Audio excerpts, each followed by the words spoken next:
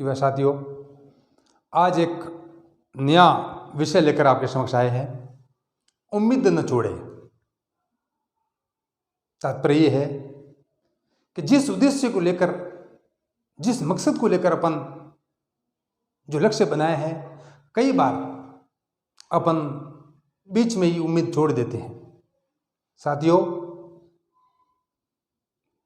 जब व्यक्ति उम्मीद छोड़ देता है तो मन में निराशा, हताशा अपने ऊपर हावी हो जाती है और नेगेटिव विचार इस गति से अपने ऊपर हावी हो जाते हैं कि व्यक्ति कई बार देखा होगा कि बीच में ही एक सुसाइड का विचार कर लेता है, आत्महत्या तक का विचार कर लेता है।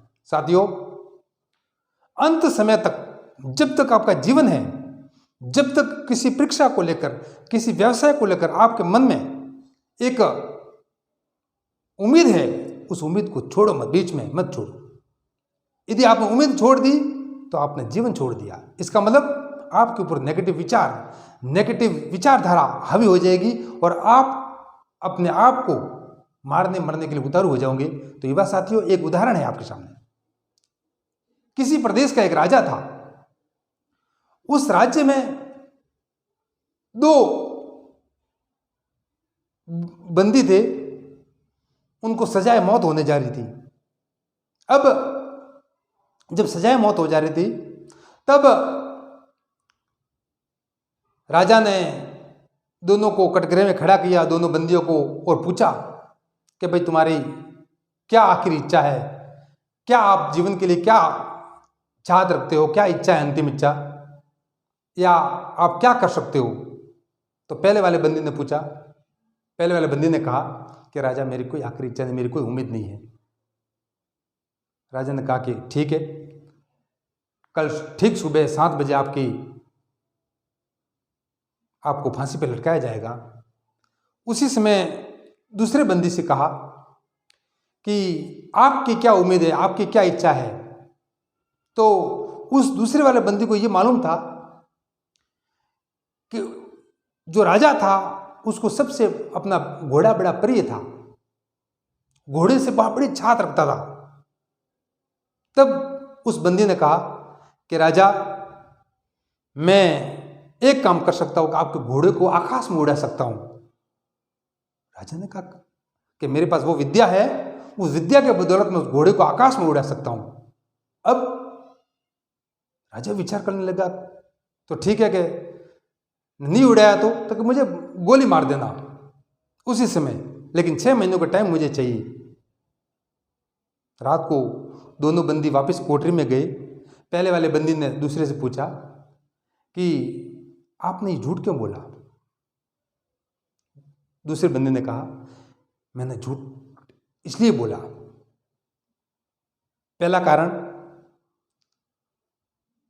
घोड़ा बूढ़ा है, हो सकता है 1 महीने 2 महीने में घोड़ा मर जाए। दूसरा कारण, राजा बुजुर्ग है, हो सकता है राजा की मौत हो जाए। तीसरा कारण है,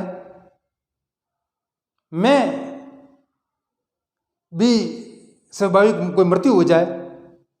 और चौथा कारण कि घोड़ा को उड़ा भी सकता हूं। तो ये कैसे?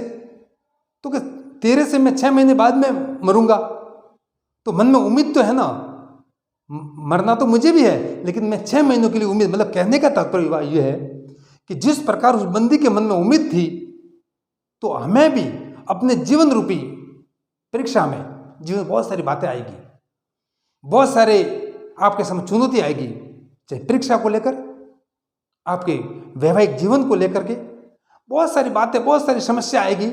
लेकिन जीवन के अंत तक आप उम्मीद मत छोड़ना। जिस प्रकार आप उम्मीद छोड़ दोगे, नेगेटिव विचार आपके ऊपर हावी हो जाएगा और आप अपने आप को हताश निराश होकर के और अपने आप को मारने मरने उतार हो जाओगे और आप सुसाइड तक विचार कर दोगे। मित्रों, उम्मीदें त्यागो मत। कहते हैं सर जमीन हिंदुस्तान, आंधियों में चिराग जलते हैं। जब चुनौती आएगी और तब निश्चित रूप से आप कठोर बन जाओगे।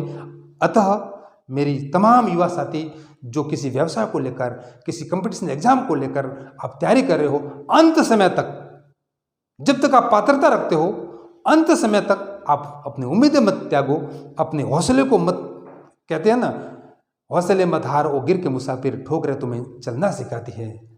तो आप अपने मन के अंदर हमेशा कहते हैं कि वीर तुम बड़े चलो, धीर तुम बड़े चलो, सामने पहाड़ हो, सेह की दहाड़ हो, तुम कभी रुको नहीं, तुम कभी झुको नहीं। जीवन में आगे बढ़ते रहिए और निश्चित रूप से पॉजिटिव विचारों के साथ, पॉजिटिव थिंक के साथ आप इस वीडियो को जितने ज़्यादा युवाओं तक पहुंचाओगे, ये आपका बहुत बड़ा कहना चाहिए कि उन युवाओं को एक हौसला मिलेगा।